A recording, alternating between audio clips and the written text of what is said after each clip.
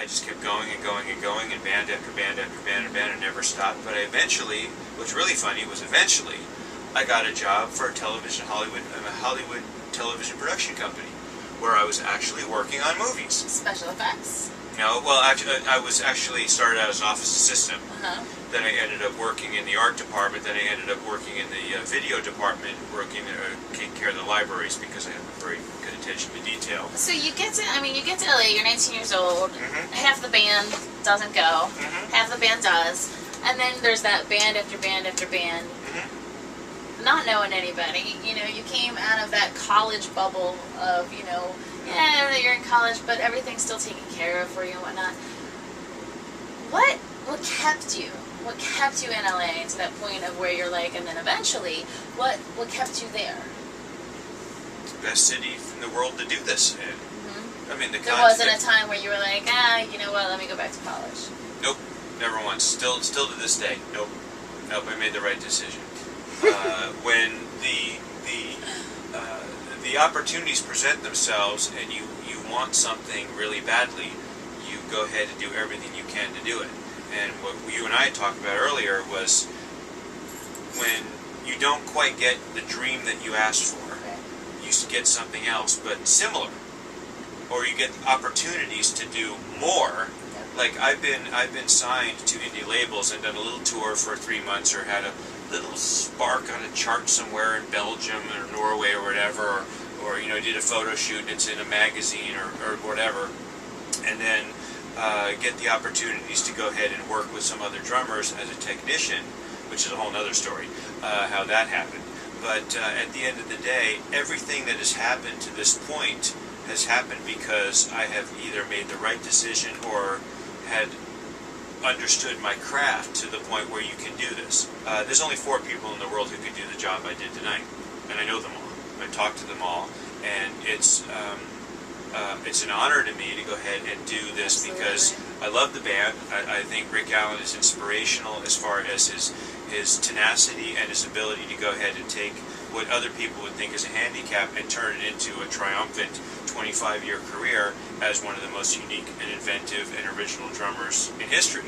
While we're on that topic, it hit me tonight because, you know, you said you're out on the road, Def Leppard, and, you know, you're a drum technician, and I was like, okay, great, cool, well, that makes sense, you're a drummer. And we got here, and it hit me like, this is Def Leppard. This drumming situation is a little bit different than any other drum. So that actually... No, it's very different than every other gig I've ever done. That hit me when we sat down. I was like, wow, Tod must need to know how to do a lot of different things. But there again, you don't... A lot of it, you hit the ground running to pick up because there isn't really a training course for working for Rick Allen. Right. But when you do as many drumming... The thing is, I think that the best drum techs are both gear freaks, people who like worry about wing nuts and tension rods and bearing edges and shell construction and what's the word I'm looking for?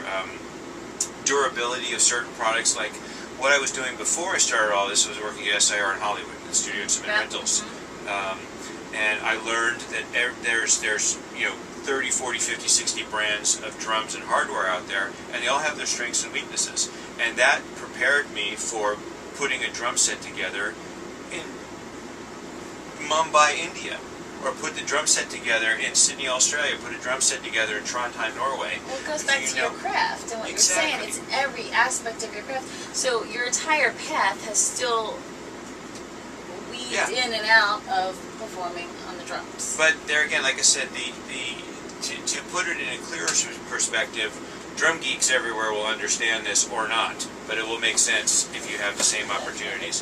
When most players play an instrument, you have your Fender guitar and you have your Marshall half stack.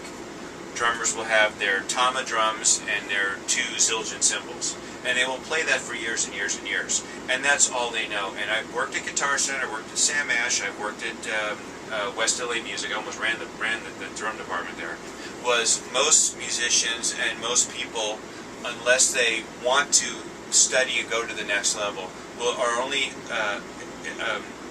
exposed to what they are comfortable with or what is handy to them.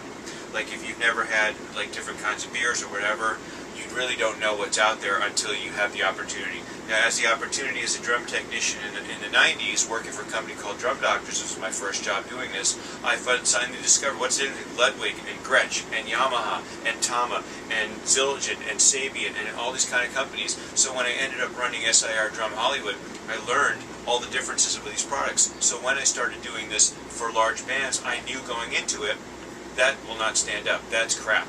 That's good. That's fantastic. I would put this on every kit I had. This company's great. That their customer service is terrible. These guys will do anything for you. These guys are dicks, whatever.